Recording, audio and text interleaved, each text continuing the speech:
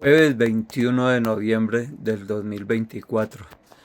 Seguimos con nuestra clase. Como pedagogo está el presidente Gustavo Petro. Él es quien está dictando la cátedra sobre la historia en Córdoba. Y pues tengamos en cuenta que el pueblo que olvida su propia historia está condenado a repetirla. Igualmente, pues damos todo el crédito de este video porque lo estoy sacando de un video de Magenta Radio, a pesar que él lo sacó pues del canal institucional. Pero entonces ahí los dejo con nuestro presidente. Del 20. Eso se llama el Novecento. Hay una película hermosísima de Bernardo Bertolucci que para mí es la mejor película. Eso no la presentan por televisión ni nada, porque eso no lo presentan, porque la gente no puede aprender la historia, si no se despierta. Que se llama el Novecento, 2 partes. La vida de Sardino a los 16 años, yo revolucionario, y después tiraron un piso en una cárcel que por casualidad pasaron por televisión. 900 de Bertolucci muestra esa historia de esos italianos allá en su país, la historia de una hacienda, de cómo los obreros son revolucionarios y socialistas, campesinos labriegos, y de cómo los hacendados se van volviendo fascistas de Mussolini. La historia de Italia. Como no cabían en esa pobreza, muchísimos obreros se fueron. La migración italiana es una migración obrera. Milei no sabe de esto, pero es su origen. Migración italiana, pobre y obrera, campesina. Se fueron para Nueva York, unos eran todos de izquierda, y se fueron para Argentina otros y eran de izquierda, en barcos, y algunos llegaron acá. Y a Venezuela, acá llegaron. 1915, no había estallado la revolución bolchevique de Rusia. No había estallado. Y los mismos que estaban integrando las asociaciones de trabajadores que querían hacer la revolución socialista, unos al lado de Marx y otros al lado del socialismo libertario, estaban en toda Europa organizando la revolución. Y había estallado la insurrección en Múnich, Alemania. Se preparaba la española y se había lanzado la revolución italiana con un gran ideólogo del mundo de hoy que hay que leer, que se llama Antonio Gramsci. Fracasaron. Todos, derrotados. Los únicos que ganaron fueron los rusos. Y se cambió el siglo XX con los rusos. Los italianos derrotados se fueron, en parte. Y unos llegaron a la tierra de Córdoba. ¿Qué buscaban los pobres italianos campesinos y obreros? Revolucionarios la mayoría. Tierra. Tierra. Y esta era la tierra. Esta era la tierra. Lo mismo que vieron los españoles, esos, sí, conquistadores hace siglos. Tierra. Los españoles cogieron estas tierras, las volvieron grandes haciendas, como ellos aprendían de su feudalismo español. Y a los indígenas que habían aquí, cenúes, emberas, los volvieron siervos. Lo esclavizaron. Hicieron cepos contra los indígenas. Comenzó lo que hoy llamamos la exclusión del pueblo indígena en la misma Córdoba. Y después trajeron el pueblo negro esclavo. Y aquí entonces empezaron a ver blancos españoles, indígenas y negros, y empezó la mezcla.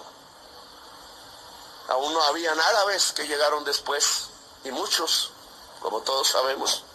Y no había ni franceses, ni italianos, ni nada de eso.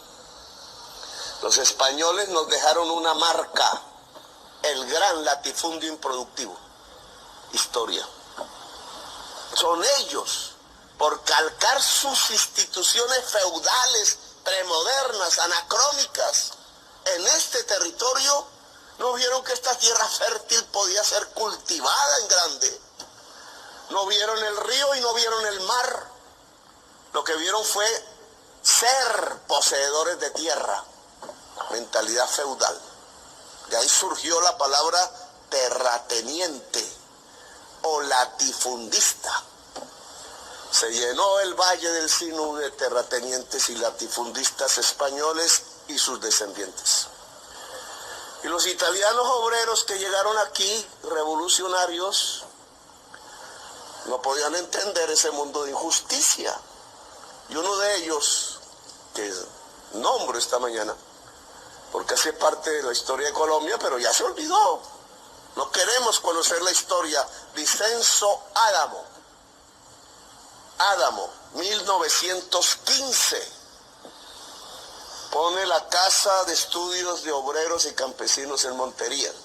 Mire, gobierno, la historia de la izquierda en Córdoba es independiente de la de Bogotá. Y esto va marcando, digamos, una definición. No es bogotana, no es de Medellín, no es caleña, es propia de aquí por otras razones. Vicenzo Álamo era del socialismo libertario, su bandera rojinegra. Las manifestaciones del 1 de mayo que organizaban los obreros en Nueva York, el 1 de mayo, porque los habían colgado por luchar por la justicia, era de banderas rojinegras. Estos son gajes de la historia. Pues aquí se alzó la bandera rojinegra.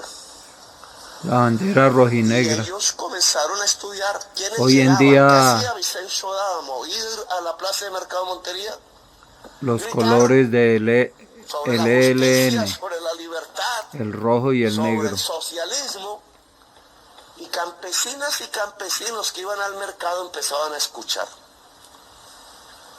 1916, 1917. Y empezaron a juntarse. Dos de esos se llamaban Manuel Hernández el Boche y una monteriana que se llamaba Juana Julia Guzmán.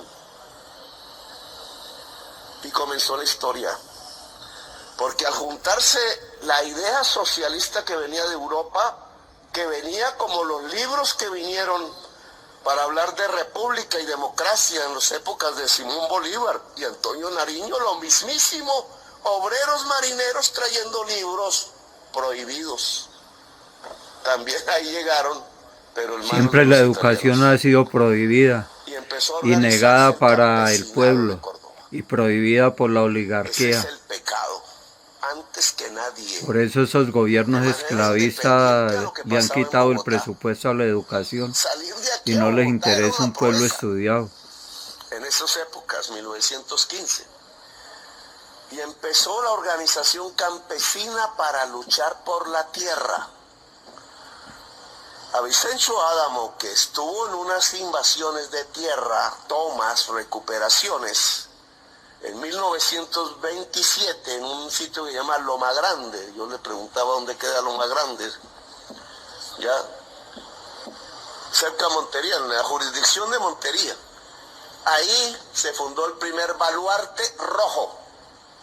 Se llama así, eran baluartes rojos. Yo decía, ¿de dónde sale? Dice la viceministra, zona roja. De ahí salió la palabra. Los conceptos hay que encontrarles su historia. Zona roja no es porque se mata a la gente. A eso se le dice páginas rojas de los periódicos. Zona roja es porque la gente es libre, y es libertaria y es rebelde. Y en Córdoba empezaron a crecer las zonas rojas del Colombia. Ojo con esa historia. Y aquí se volvió la capital.